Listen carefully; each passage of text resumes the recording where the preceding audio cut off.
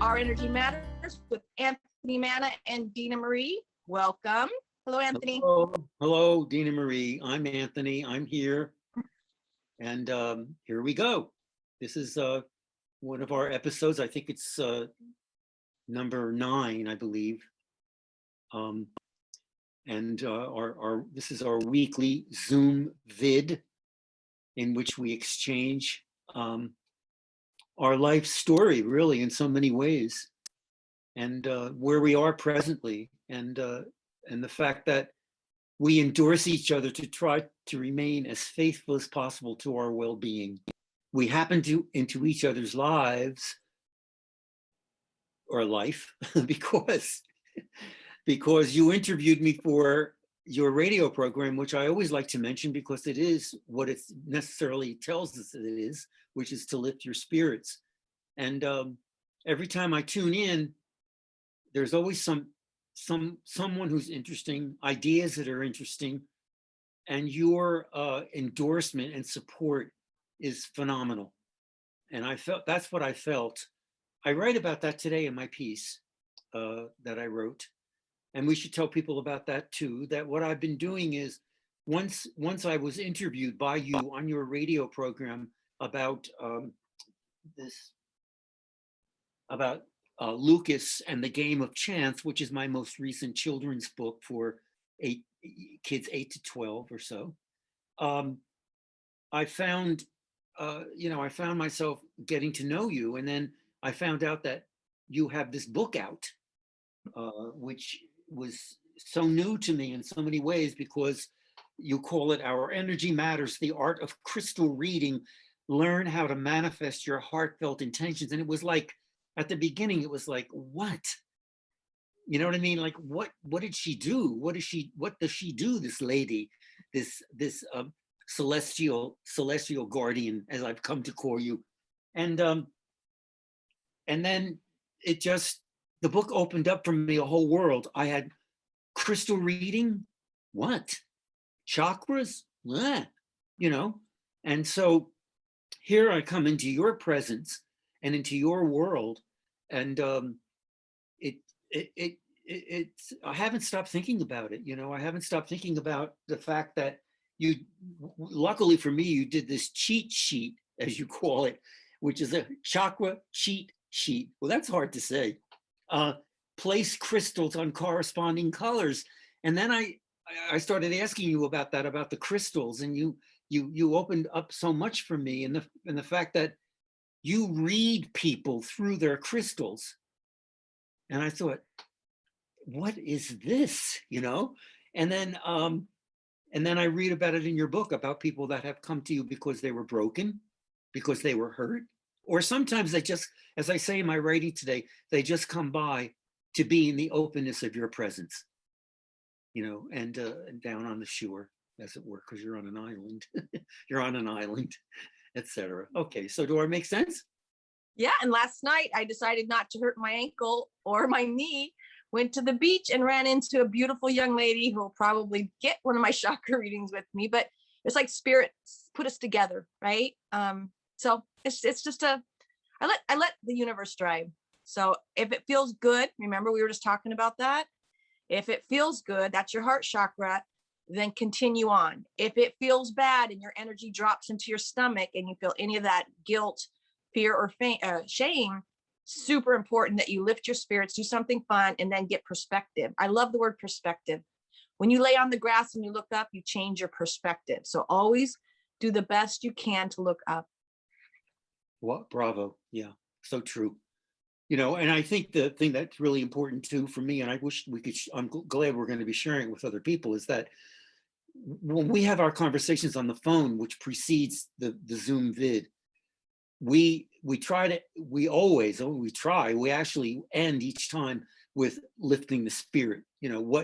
What can we do today to lift the spirit? And here's one very beautiful thing that you taught me, that you remind me of, which is what are 5 people, 5 things, 5 situations, 5 conditions that we can be thankful for in this particular hour, in this particular time.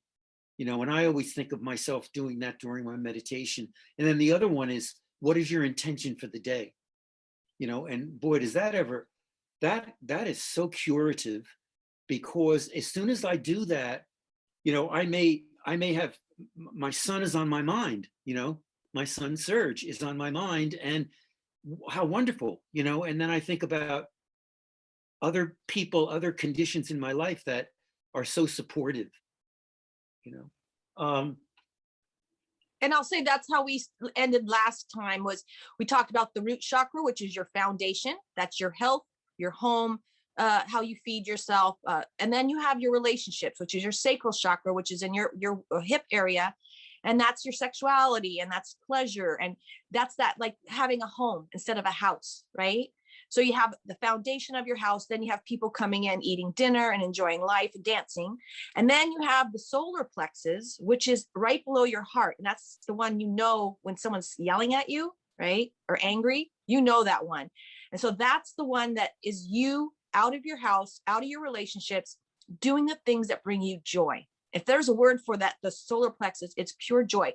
It's when you're doing the thing that makes you feel good. It's all you. No one's holding your hand. So when people get that foundation and the support, and they go out and they shine, sometimes people don't like that. So they'll knock you off your horse and put you right back down to the root chakra, right? So you have to build your blocks again, that bully, you know? And that's what I just kind of have people do. Like for you, it's your writing, it's your dancing, it's you and I having a conversation about creativity and imagination. It fuels us. And that's how we manifest our heartfelt intentions, is because it rises up into the heart chakra. And the heart chakra is the altar to the higher chakras.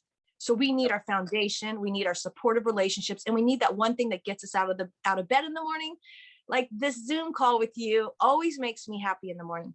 We're going to do it. I'm excited about it. Yeah, I know, because I when I'm preparing for it, which is, I think we've slipped into today's topic, by the way, because, you know, we were saying that we were working, and I say in the writing, and I don't need to even read the writing now, because we're near where we need to be, which is to say, we have been promising each other that we would work through the chakras. And you see, I'm going to do the definition again, because when I started reading your book, I thought, what is a chakra? And so I repeat the definition. From your book, you say the word chakra means wheel in Sanskrit, an ancient East Indian language. There are 7 of these major energy centers in the body, and hundreds of minor ones, and they receive, assimilate, and distribute energy throughout our energetic fields, our auras. And you were just doing that. When we left each other last week, I said, I want to be nourished by solar plexuses, enchanted yellow. Do you want to explain that? Well, again, it's that thing that you came here to do, that thing that's only you, your purpose and your passion. So people do go to work every day and they have a job, but what if they have a hobby? What if they have something that when they get home, they're super stoked to do, and it's all theirs? And I think that's what the solar plexus is. And like I said, if it's a stairway to heaven, from the root to the crown, we need to build. And so if we have that thing that brings us joy, that's why I hang out with artists and musicians. They just pick up their music again. Then they get to the heart chakra, where it's about community. It's about not just the family you're born in, but the friends and the people you surround yourself with. So me thinking of doing a class again, a support group, is bringing me back, because now I have the stability. I have the support system. I can actually do it. But a year ago or two, through this thing, I had a financial collapse. I had to move. I had all these things happen. So I had to rebuild my life. And now that I have all my foundation and my friends and my support system, now I can go back to doing the thing that I can bring other people on my ship. I love that. You can bring other people on board again. But until you have all those things, like your health, right? Health is essential. That's the number one thing. Well, yeah, you're talking to the right person. I mean, because after all, I've gone through several surgeries in this past year and a half or so. And I'm now, I just this morning, I started going back to the story I've been working on. You know, I'm feeling that I have the energy to do that. And I also put together a bibliography, a book list for Rick to very kindly send out in my name, on STEAM books, books that deal with science, technology, art, etc., engineering, math, and art. And to endorse kids, because they're books for kids, so I'm seeing myself opening up, and I like the idea of benefiting, and sharing what I do know about children's literature and teen literature, etc., to try to bring people in. And I'm thinking of parents who are going to maybe find a few books there that they'll share with their child. So there's lots of heart there, I think. Yes. And you said now you have the energy.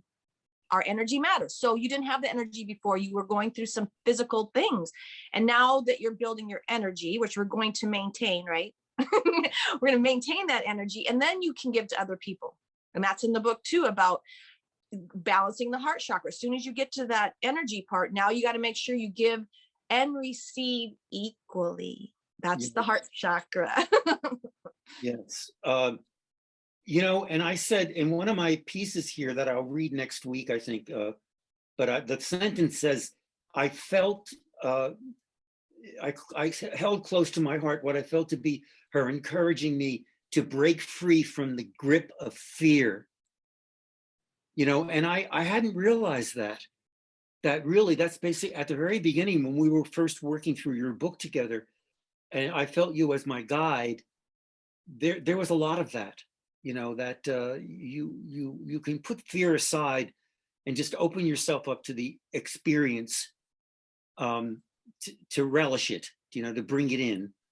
And I that came up today, and I realized that that's been on my mind for a while, that I can take fear away. I can, because fear is a dead end, isn't it, in a way, and because it's like a blank wall that you come up against. It's like jealousy or envy or any of those, that they're just so unproductive. Yeah, and it brings it back down to the surviving. You're actually knocking your own blocks down. When you do fear, you're bullying yourself, right? When you feel guilt, and I went through a whole year where if I felt guilty, I did it anyways. And I don't feel guilt anymore. And fear is when you watch the television, you believe everything they tell you, and then you bring it into your aura or your field, and it doesn't do us any good. So what we want to do is build. So being positive, it just means counting your blessings. We have food, we have a place to live, we have a lot to be thankful for. And then the people in your life, they're treating you well, that sacral chakra, entertain them more. You and I have had the most amazing year. I can't tell you how grateful I am. And you said your intentions were to help other people or lift them up or be an inspiration. That's not the words you use, but that's what I feel you've done for me by having that sacral chakra, that relationship with somebody who's just, we're good. At the very end, we go through our stuff, and at the end of the conversation, we have a prescription or a chakra dose. Yeah, that's right. Yeah, and it's a beautiful way to put that. What about you've talked, I say here, I desire to be wooed by hearts burnished green, pink. Can you talk a little bit about, it's like we're going to have to end soon, but can you talk a little bit about the colors there? Why hearts green and pink? So I kind of invented this, but pink is with rose quartz, the rock is self-love. So I give a lot of people that, because a lot of people give too much and they run out of energy and they get sick. So green is basically giving to other people, and pink is receiving.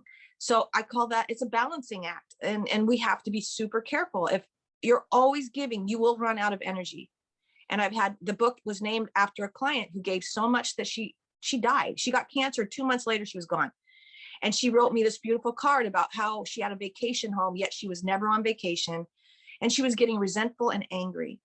So those things cause dis-ease. And so when it comes right down to it, it was her throat chakra. She was afraid to speak up for herself. She was afraid to say no.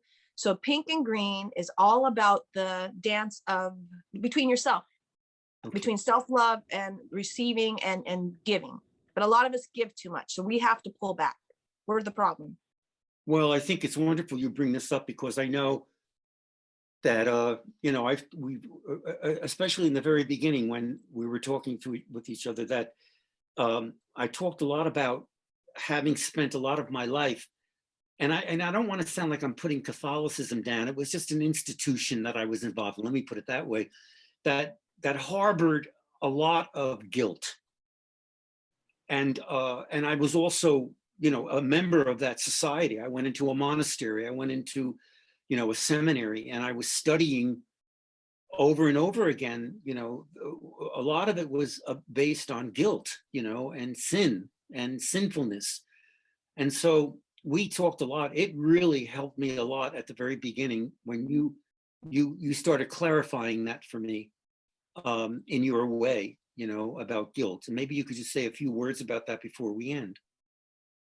Well, again, it goes back to, if people want to control you, and I was raised on guilt. If my family wanted you to do something, they pulled out the guilt cards and they would throw them at you. And for instance, I didn't want to drink coffee. It was like 3:00 in the afternoon.